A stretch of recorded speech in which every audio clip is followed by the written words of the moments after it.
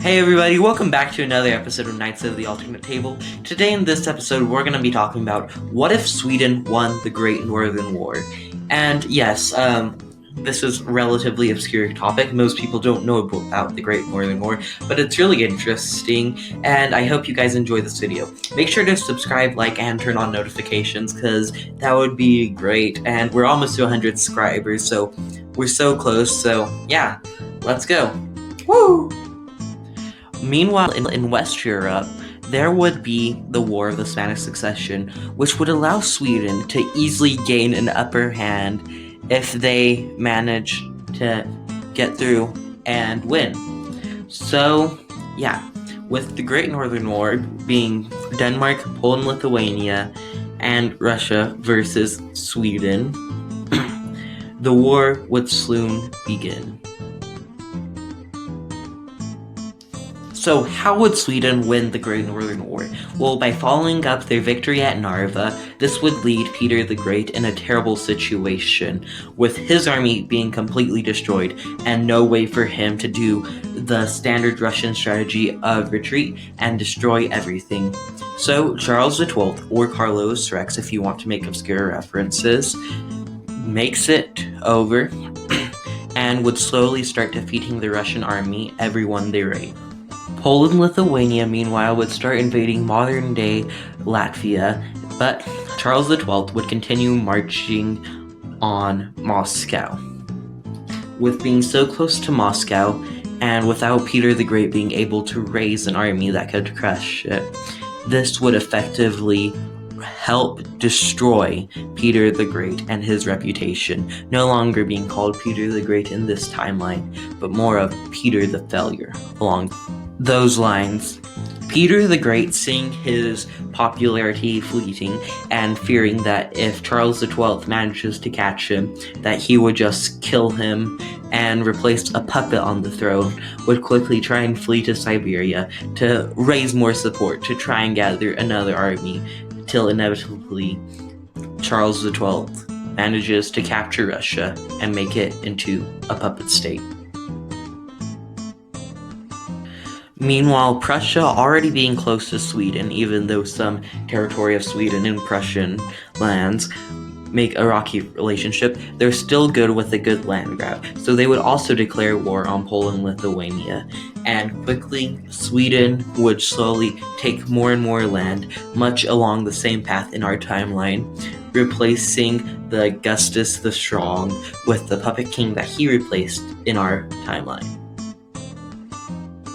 With Prussia helping out, the Poland and Lithuania would collapse.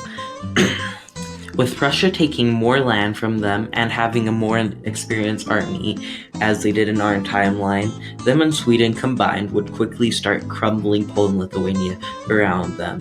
Augustus the Strong would also flee, like he did in our timeline, to raise support, though seeing Prussia wouldn't start a civil war right away, as he did in our timeline.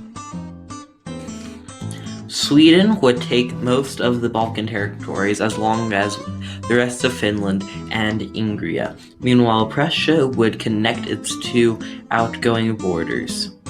The Ottoman Empire would also take land, as Sweden wanted to keep good relationships with them, as even though they were Muslims, they still hated the Habsburgs, which would be useful allies if Sweden wanted to take control of the rest of Europe.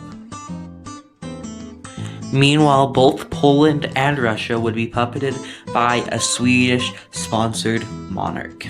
This monarch would have to deal with casual uprisings by the monarchs in exile of Peter the Great and Augustus the Strong. They would have to face this, though both Peter the Great and Augustus the Strong would bide their time for when both countries would be weak and ripe for the taking. Sweden would think it had a great victory and would be. Now that Poland, Lithuania, and Russia would be firmly defeated, Prussia would look to take out Austria to unify all German states under there.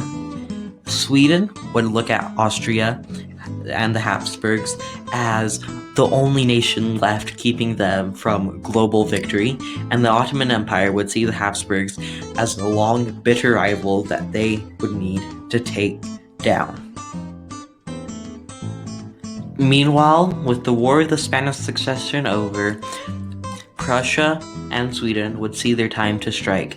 The Ottoman Empire would also join in, as long with Venice, because the Ottoman Empire has increasingly prepared to invade them over and over again and thought they would gain good favor with Sweden, and as well the Habsburgs trying to invade them as well. The Habsburgs also controlled the Holy Roman Empire at this time, so also all of those states would also join in the war. The Eastern Coalition would quickly take on the Habsburg Coalition, as what the alliance names would be called.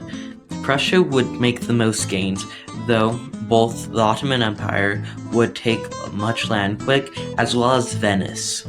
Sweden, on the other hand, would be slowly taking land through Poland and Russia, mainly convening with the fact that the Poles wouldn't speak Swedish.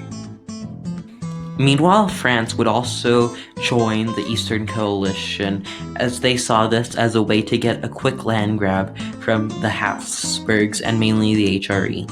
Prussia would also accept France, but they'll see them as another rival. And more nations would be taken in the HRE, and Sweden would make much more progress as the Polish troops get used to the Swedish order, as puppet troops usually were placed under Swedish officers' command. But both the Netherlands and Britain, as now partly United Kingdoms, would join, with Naples also joining the Eastern Alliance because they would wish to unify Italy, and the rest of Italian states, along with Switzerland, would join the Habsburg coalition, as the Pope would declare his favor for the HRE, which would drag him into a war. Quickly, the Papal States would be taken, and the Habsburgs and the HRE would both surrender. Meanwhile, in Italy, though, the last hope, with the French not being able to get past the Swiss mountain range, they'd go. Meanwhile, Corsica and Sardinia would stay strong, and the Pope would try and flee, but would be killed as he fled the palace. And the Swiss would become the new leaders of this loose coalition. With the Papal States surrendering, a number of smaller Italian states would continuously surrender. Meanwhile, the Netherlands would lose even more land, though all of the coalition would focus on taking out Italy and trying to cut them off and slowly squeeze in. This would then begin the drawing up of the land of who and what they were going to do. Meanwhile, Corsica would also be invaded. The Corsicans would fight fierce much as they did in our timeline. Holding more and more land, Britain would begin trying to make peace deals instead of trying to surrender outright. The coalition would accept, as they wanted Britain having a good side with them. But the Italian states, seeing no hope, would be forced to surrender. I cleaned the map up a bit, but this would be the peace deal, with Venice taking a lot of the coast in modern-day Croatia, blocking off the Ottoman Empire from some of the Mediterranean Sea, the Ottoman Empire taking lots of land, and Germany managing to form under Prussia, including the Netherlands, while French would take Belgium and some of their land in Alsace-Lorraine. Overall, Italy would now be unified, which would be a major factor to have both Italy and Germany unify early on in this timeline. With now the world sick and tired of war, and now waiting to explode in on itself, both Peter the Great and Augustus the Strong would see this as a time to strike, and would prepare their armies to march both on Warsaw and Moscow. This was a fun video to make, so it really means a lot if you guys would like and subscribe and turn on notifications if you want. But yeah, so hopefully you will research more about the Great Northern War, and we can have a part 2, and a pretty cool trailer if you ask me, which is being edited currently in production. So yeah, have a good one, and bye. I like trees too. Ow. What a great video. Wouldn't it be awesome if that video got a subscription? Because that was such a great video. And hey, on your right is a video that you can watch. And on your left is, what if Gran Colombia won the Stage Unified?